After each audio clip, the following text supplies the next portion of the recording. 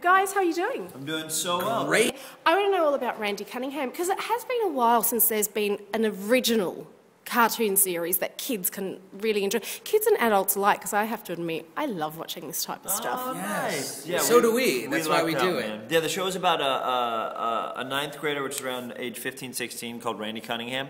He finds this ninja suit, and he's always accompanied by his best friend, Howard, who Andrew plays brilliantly. Oh, yeah. And it's them protecting the high school every day from the sorcerer, who's played by Tim Curry. So Tim Curry's in our show, and we look up to him so much, so it's great to have him. And at the very core of the show, there's action and comedy, but at the very core... It's a show about friendship. I mean, it's a show about two guys who are the best of friends, and they're navigating their way through high school. That's really what the show's about, and how they deal with popularity, and how they deal with trying to make a name for themselves, and how they deal with all the things I think everyone deals with while they go through high school. It just so happens that one is the ninja. You mentioned Tim Curry. I can't believe it, Tim Curry. And one of my all-time favourites, Megan Mullally, is playing a baddie science teacher. Megan Mullally's in it, and when it comes out here November 15th, 5 p.m. on Disney XD, when it premieres here, I did well with that. Well done. You're going to see a lot of familiar faces. When people started signing on to the project, we got more and more people that we really look up to. Yeah, people have been getting very excited to be on the show. So some of the people, which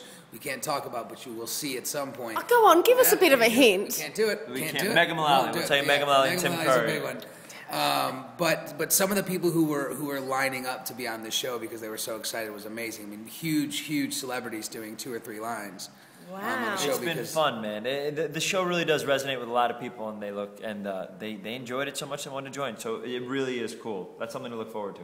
So tell me, how different is voice acting to acting? And are you recording as an ensemble, or are you literally going in, doing your piece in a voice booth, and then coming out and seeing the final? Ben and I started doing a couple of the episodes together, and then as we've kind of become more seasoned in the show, and we've learned each other and learned our style of comedy, we've been able to go in alone.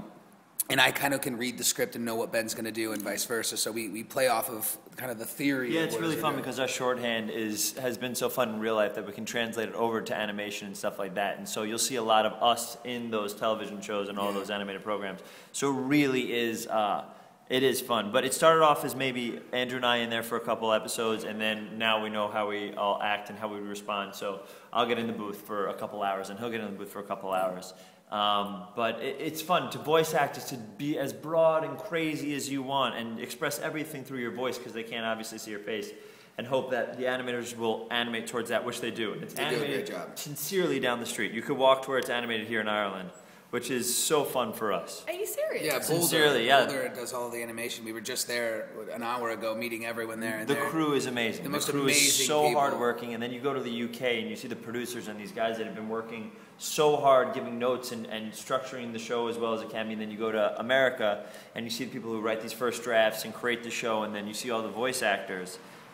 It's really a special thing to be involved with the show on Disney XD that takes 3 different countries and brings it together. We're just trying to make the world's economy rise, sincerely. You are. And not to mention the creativity of it all. I mean, when you have 3 countries working on one show together, I mean, that you're getting the perspective of people from the States, people from the UK and Ireland, and when you have 3 different countries working on one thing to reach one goal, you get an amazing product, and that's our show. Our show it's universal. I need to say congratulations on winning. Didn't you win an Emmy for the Oscars? Yeah. How hard is it? Andrew didn't know. I didn't know. I had no idea he won an Emmy until today. Until everyone kept bringing it up. You're only the second person to bring it up. You did your homework. But you did. You won an Emmy for the Oscar writing. I did. How hard is that? And what do you think of Seth MacFarlane being cast as next year's Oscar host? I think he's going to be awesome. Yeah, me too. I think he's going to be great. He actually, in LA, he does karaoke and he sings. He's like a beautiful singer. Yeah. And I think he's so smart and funny. I'm actually very interested, and I think it was a really cool choice for them to make it. What do you think about Seth? I think it's great. I think he's a genius, and I think anything he does is great. I'm a big fan. I think it's new and different. Well, when I wrote for it was Hugh Jackman, and that's what made us excited because he was like, I loved that one. Oh yeah, so I wrote. So me and the Emmy. Oh, thank you. It was me, Dan Harmon, and Rob Schraub, and we wrote the recession musical number at the very beginning. Do you remember that musical number? Yeah. So that's what we wrote. That's what our contribution was. And when you have a performer, he is a performer, man. He's amazing. And I think Seth is similar in that he's a performer as well. He's like a crooner. He's like a Frank Sinatra type guy. But thank you for the congratulations. I keep it in my cupboard in my kitchen, so you never know I have it. Why would you not have that on display? I'd be actually walking around with it. Oh, did you see my Emmy? Yeah. I would wear it as a necklace. Andrew would wear it as a necklace. I would wear it around all the time. And finally, what advice do you have to young and aspiring actors? Because it seems like you do more than just act. It seems like you need to have quite a few strings to your bow. Yeah, you have to. Andrew writes and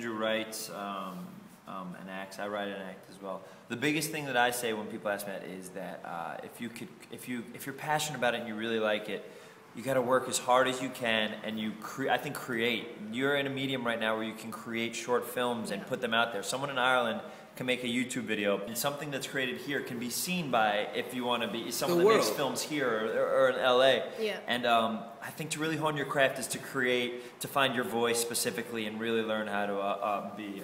And for young people too, you know, YouTube is such a great place, and Disney finds a lot of their talent through these websites. True? Yeah, they find kids all the time, and I think for young people to you know, play characters and goof around with their friends and put it online, like, there's a lot of opportunities there. And so I think the media that we have access to with the web and all this, I think, is very important, and I think we're in a really interesting time for the entertainment industry.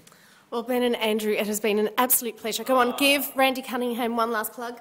Randy Cunningham, please watch it. We think you're going to love it. November 15th, 5 p.m. on Disney XD. Check it out. Guys, great to chat to you. So nice to meet you.